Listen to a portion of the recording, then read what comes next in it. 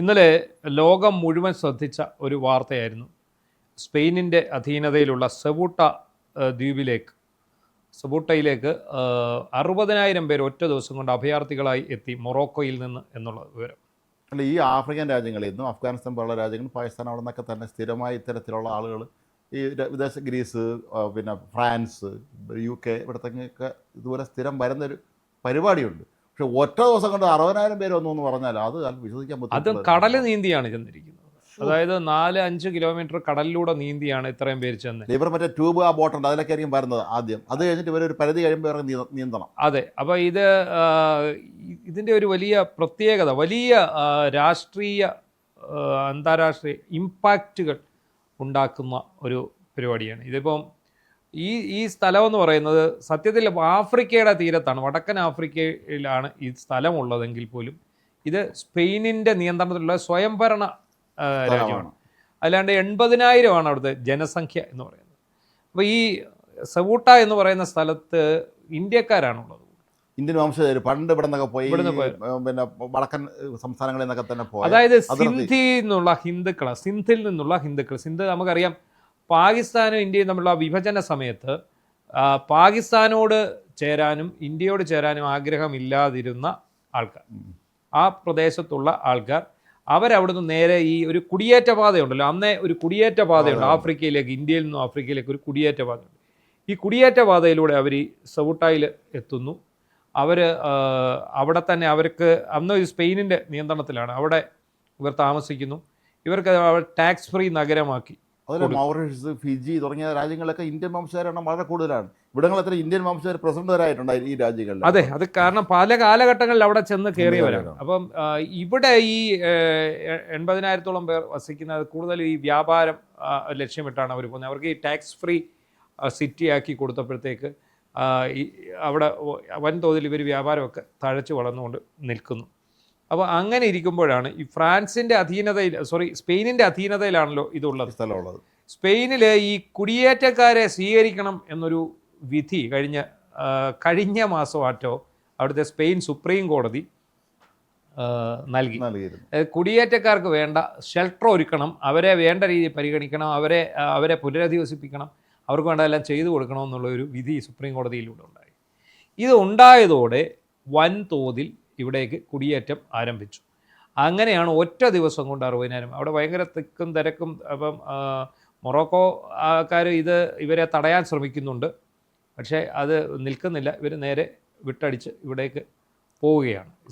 ഒന്ന് ആലോചിച്ച് നോക്ക്, പെട്ടെന്ന് കുറച്ച് പേര് ജീവിക്കുന്ന ഒരു 80,000 പേര് താമസിക്കുന്ന സ്ഥലത്ത് 60,000 പേര് കടന്നു വരികയും ഇവർ നമ്മളെ വീട്ടിലെല്ലാം ഇടിച്ചേറി വരുമില്ല, എല്ലാവരും കൂടെ കൂട്ടത്തോടുകൂടി. അതുകൊണ്ട് തന്നെ അവിടുത്തെ ജനസമൂഹം വളരെ ഭീതിയിലാണ്. അവർ വളരെ ഭീതിയിലായിട്ട് അവർ വീടും കടകളും എല്ലാം അടച്ച് അതിനുള്ളിൽ ഇരിക്കുകയാണ്.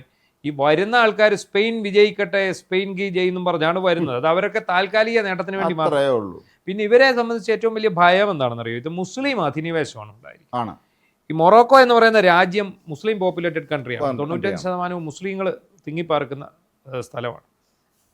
അവിടെ നിന്നാണ് ഇത്രയും ആൾക്കാർ ഒറ്റയടിക്ക് ഇതിലേക്ക് വരുന്നത്. അപ്പം ഇവരെ സംബന്ധിച്ചിടത്തോളം ആ ഒരു രീതിയിലുള്ള ഒരു ഭയം കൂടി ഇവരുടെ ഇടയിൽ ഉണ്ടാവുന്നുണ്ട്. അല്ല, നമ്മളിതിൽ ഏറ്റവും ശ്രദ്ധിക്കേണ്ടുന്ന കാര്യം, ഈ ഇത്തരത്തിലുള്ള ഈ അഭയാർത്ഥികൾക്ക് അവിടെ പ്രവേശനം നൽകണം എന്നുള്ള അനുകൂല തീരുമാനം പണ്ട് ബ്രിട്ടീഷ് സർക്കാർ എടുത്തതിൻ്റെ തിക്തഫലം ഇപ്പോൾ അവർ ജനങ്ങൾ അനുഭവിച്ചുകൊണ്ടിരിക്കുകയാണ്. അതാണ് ഈ കടൽ നീന്തിയും കള്ള വണ്ടി കയറിയും കള്ള ബോട്ട് കയറിയൊക്കെ വരുന്ന ആളുകൾക്ക് ഇവിടെ എത്തിക്കഴിഞ്ഞാൽ 5 സ്റ്റാർ ഹോട്ടലിൽ താമസം കൊടുക്കണം അവർക്ക്.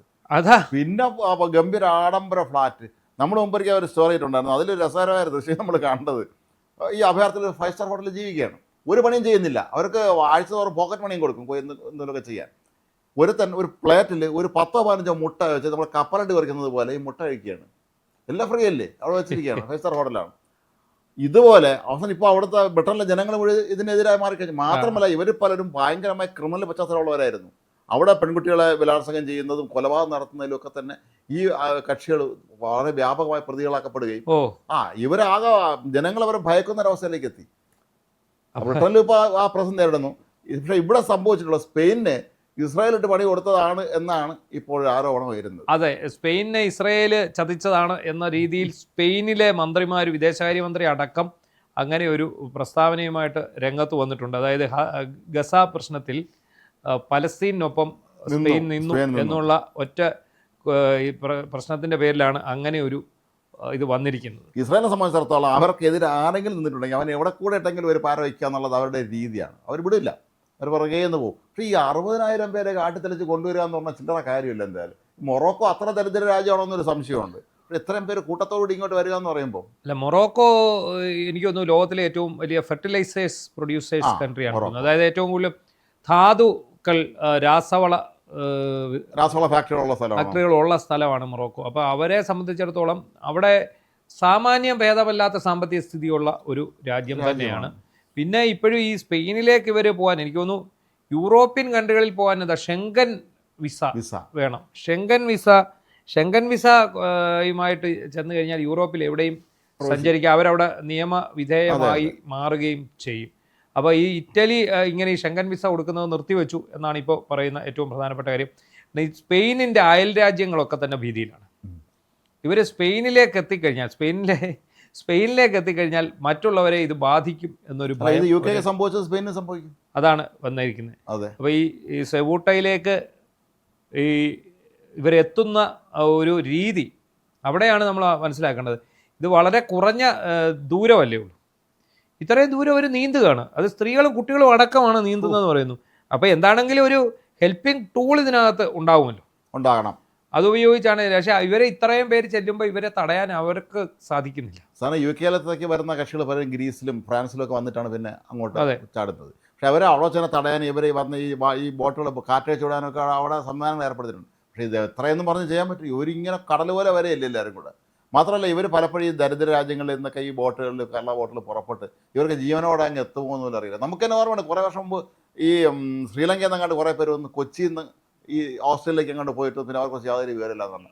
ഈ ഇങ്ങനത്തെ ചാത്ത ബോട്ടുകൾ കയറിപ്പോൾ ഇവരൊക്കെ ഈ തിരമാലകളുടെ മല്ലിട്ട് അവിടെ എത്തുമോ? എത്രയോ പേര് മരിച്ചു, എത്രയോ ആയിരങ്ങൾ കൊല്ലപ്പെട്ടിട്ടുണ്ടായിരിക്കും ഇതിനകത്ത്. അല്ല, ഇതുപോലെ ഇഷ്ടം പോലെ എന്താ പറയുന്നത്, ഈ കപ്പലുകളിൽ നമുക്ക് നേരെ പോയി സഞ്ചരിക്കാൻ സാധിക്കില്ല ഈ ശക്തമായ കടൽക്ഷോഭം ഒക്കെ ഉള്ള സമയത്ത്. അപ്പോഴേ ഇവർ ഈ ഇതിൽ വന്നു കഴിഞ്ഞാൽ അത് എത്രത്തോളം വിജയിക്കും എന്നുള്ളതും അറിയില്ല. എന്തായാലും ഇസ്രായേലിൻ്റെ തലയിലേക്കാണ് ഇപ്പോൾ സ്പെയിൻ ഇതുകൊണ്ട് വെച്ചിരിക്കുന്നത് എന്ന് പറയുന്നു. സ്പെയിനിനെ സംബന്ധിച്ചുള്ള അവർക്കിത് അടച്ചിടാനും പറ്റില്ല. ഇല്ല, അവിടെ സുപ്രീം കോടതി ഉത്തരവ് പുറപ്പെടുവിച്ച സ്ഥിതിക്ക് ഇനി വന്നവരായി വിളിച്ചു കയറ്റിയല്ലേ പറ്റുള്ളൂ.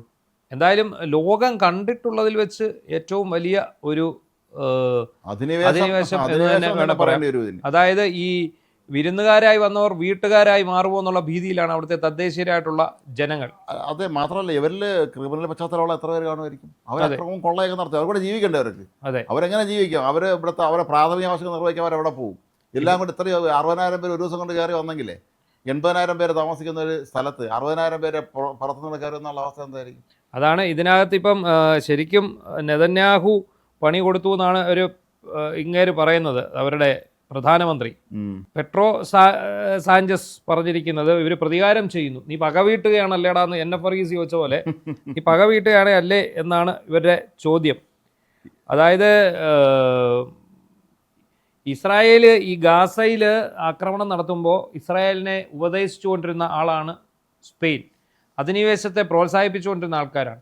ഇപ്പോൾ ഇത് വന്നപ്പോൾ ഇവർ ഇത് ഇസ്രായേലിൻ്റെ തലയിൽ കുറ്റം കൊണ്ടുവയ്ക്കാൻ ശ്രമിക്കുന്നു എന്നുള്ളതാണ് ഇസ്രായേലിൻ്റെ പ്രധാനപ്പെട്ട പോയിന്റ്. അതിനൊപ്പം തന്നെ ലോകത്തെല്ലാം ഇപ്പോൾ കോളനി വാഴ്ച എന്ന് പറയുന്നത് ഏതാണ്ട് അവസാനിച്ചു കഴിഞ്ഞു. അത്രേ ഉള്ളൂ. ആഫ്രിക്കയിൽ അത് മൊറോക്കോയോട് ചേർന്ന പ്രദേശത്തും സത്യത്തിൽ മൊറോക്കോയ്ക്ക് അവകാശപ്പെട്ട ഒരു ദ്വീപാണ് ഇത് എന്ന് പറയുന്നത്.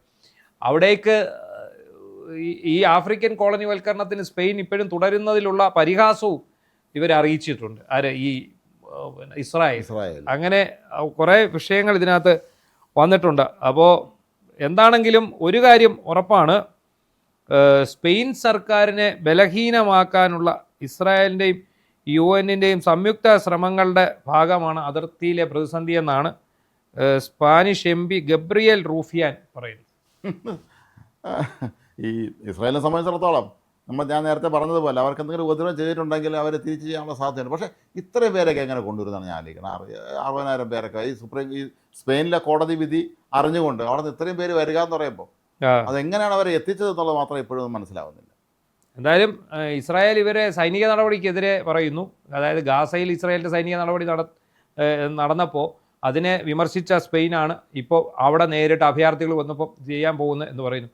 എന്താണെങ്കിലും എനിക്ക് തോന്നുന്നു ലോക ചരിത്രത്തിലെ തന്നെ ഒരു വൻപൻ കുടിയേറ്റങ്ങളിൽ ഒന്നാണ് ഇത്. ഒറ്റ ദിവസം കൊണ്ട് 60,000 പേരെന്ന് പറയുന്നത് 1,00,000-ത്തിലധികം. അതെ. അപ്പോൾ അത്രയും ആൾക്കാരെ ഉൾക്കൊള്ളാൻ കഴിയാത്ത വിധം ഒന്ന് ആലോചിച്ച്, ചില്ലറ അംഗസംഖ്യയില്ല, 1,00,000 പേരെന്ന് പറഞ്ഞാൽ ഒന്ന് ആലോചിക്കുക.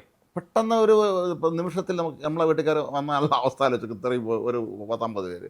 അതുപോലെ ഇരിക്കും. എന്തായാലും എന്താകും ഈ സവൂട്ടായുടെ അവസ്ഥ, എന്താകും സ്പെയിനിൻ്റെ അവസ്ഥ എന്നുള്ളതൊക്കെ ഇനിയത്തെ ദിവസങ്ങളിൽ അറിയാം. മാത്രമല്ല ലോക തലത്തിൽ തന്നെ 2-3 ചേരികളായിട്ട് ഇതിനെ തുടർന്ന് മാറിയിട്ടുണ്ട് ലോകരാഷ്ട്രങ്ങൾ, പ്രത്യേകിച്ച് യൂറോപ്പിൽ.